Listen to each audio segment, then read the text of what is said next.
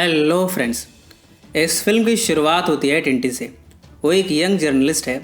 फिलहाल वो एक आउटडोर मार्केट में है। उसके साथ में उसका पेट भी है स्नोई।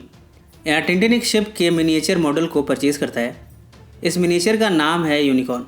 इसके बाद हमें दिखाया जाता है दो आदमियों को। ये दोनों टिंटिन से यूनिकॉर्न को एक्वायर करने की कोशिश करते हैं, पर वो सफल नहीं हो पाते। टिंटिन उन्हें यूनिकॉर्न को देने से इनकार कर देता है। इन सब के बाद टिंटिन यूनिकॉर्न को अपने घर लाता है। यहाँ स्नोई और एक स्ट्रे कैट में चेस होती है। इस दौरान एक्सीडेंटली यूनिकॉर्न टूट जाता है। यहाँ इस यूनिकॉर्न शिप से एक मेटल ट्यूब गिरकर फर्नीचर के नीचे गिर जाती है। टिंटिन यूनिकॉर्न से जुड़ी हिस्ट्री को अनकवर करना चाहता है। इस क्रम में वो लाइब्रेरी को विजिट करता है। टिंटिन जब लौटा है तब देखता है कि यूनिकॉर्न चोरी हो चुकी है। उसे शैकरिन पर इसे चुराने का शक है। स्नोई के साथ वो मार्लिन स्पाइक हॉल जाता है। यहाँ वो शैकरिन से मिलकर उस पर चोरी का इल्ज़ाम लगाता है। यहाँ वो नोटिस करता है कि शैकरिन का मॉडल ब्रेक नहीं हुआ है।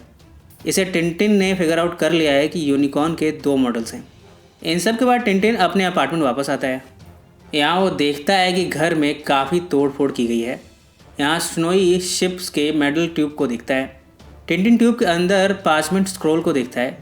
इतने में यहाँ बार्नेबी पहुँचा है। बार्नेबी FBI का अंडरकवर एजेंट है। उसने पास में टिंटिन से यूनिकॉर्न को खरीदने की कोशिश की थी।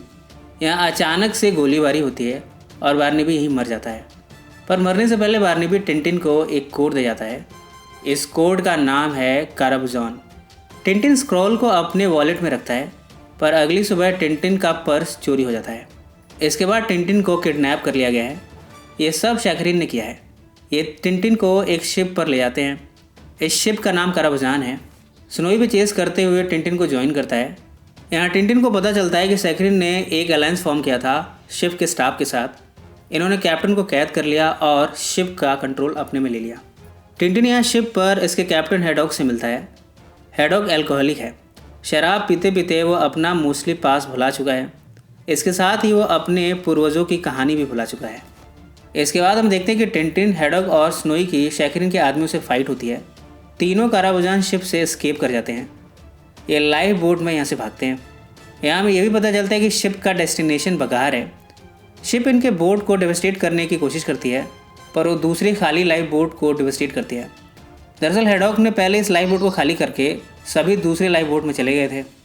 पहले तो शैकरिन ने सोचा कि उन्होंने उन तीनों को मार दिया है, पर जब शैकरिन ने देखा कि 2 लाइफ बोट मिसिंग हैं, तब वो समझ आता है कि तीनों अभी भी जिंदा हैं। इसके बाद शैकरिन एक सी प्लेन भेजता है इन तीनों को ढूंढ कर पकड़ने के लिए।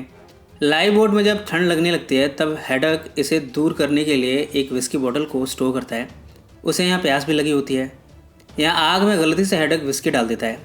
यहाँ इस लाइव बोट में एक्सप्लोजन होता है। तीनों बोट के टॉप पर जाते हैं।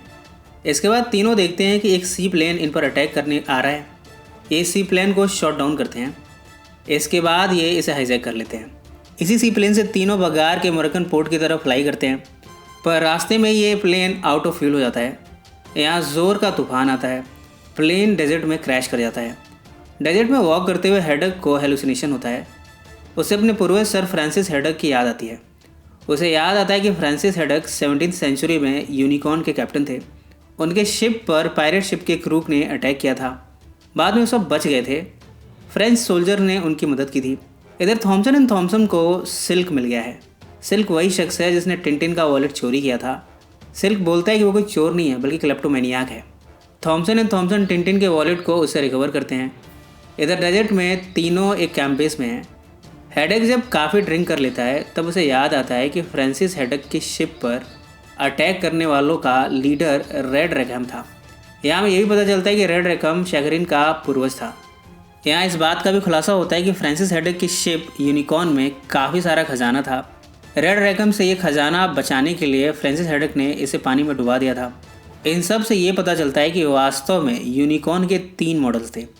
तीनों स्क्रॉल को अगर मिलाया जाए तो उस डूबे हुए खजाने का पता लगाया जा सकता है। इसके बाद हमें पता चलता है कि तीसरा मॉडल बगार में है। इसे उमर बिन सलाद ने पजेस करके रखा है। शैकरिन बियांका कॉन्सर्ट में डिस्ट्रैक्शन पैदा करता है। इससे उसका फैल्कन 3rd स्क्रॉल को चुरा लेता है। इधर टिंटिन को थॉमसन एंड थॉमसन से उसका वॉलेट मिल गया है। टिंटिन देखता है कि वॉलेट में वो स्क्रॉल अभी भी है। टिंटिन अपने साथी के साथ शैकरिन का पीछा करता है, पर शैकरिन तीनों स्क्रॉल को लेकर भाग जाता है। इस हार के बाद टिंटिन उदास हो जाता है। अब वो यूनिकॉर्न और खजाने की खोज छोड़ देना चाहता है। यहाँ हैडॉक उसकी हिम्मत बढ़ाता है।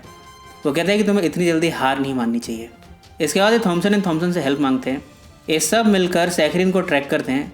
ये एक ट्रैप सेटअप करते हैं, पर यहाँ सैकरिन अपनी पिस्टल का इस्तेमाल करके यहाँ से बच निकलता है। जब सैकरिन के आदमी उसे नहीं बचा पाते तब सैकरिन हेडेक को चैलेंज करता है डॉक पर लड़ने के लिए। हेडेक सैकरिन पर भारी पड़ता है, पर जब सैकरिन भागने की कोशिश करता है तब उसे थॉमसन एंड थॉमसन पकड़ लेते हैं। इसके बाद तीनों स्क्रोल टिंटिन को मिल गया है।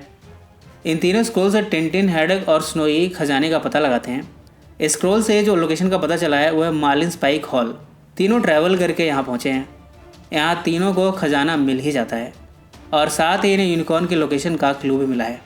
अंत के सीन में टिंटिन पूछता है, तुम्हें कितना एडवेंचर पसंद है हेडेक? हेडेक कहता है अनलिमिटेड। इसके साथ ये फिल्म समाप्त हो जाती है। यह फिल्म आपको कैसी लगी कमेंट से ज़रूर मेंशन करें।